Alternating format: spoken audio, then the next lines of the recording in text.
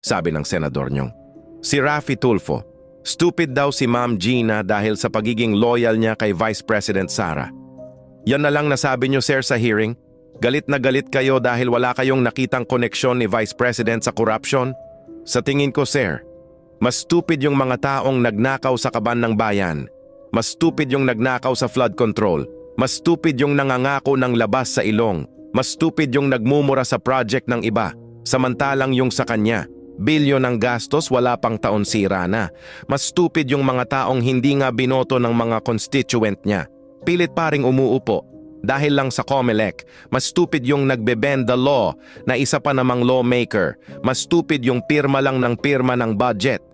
Pag sumabit hugas kamay. Mas stupid yung taong sa araw-araw na ginawa ng Diyos. Paninisi sa mga Duterte ang bukang bibig. Mas stupid yung taong noon sinusuka ang mga Marcos.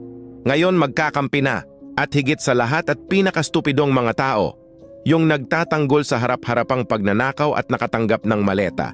Ngayon, sir, kanino bagay yung word na stupid?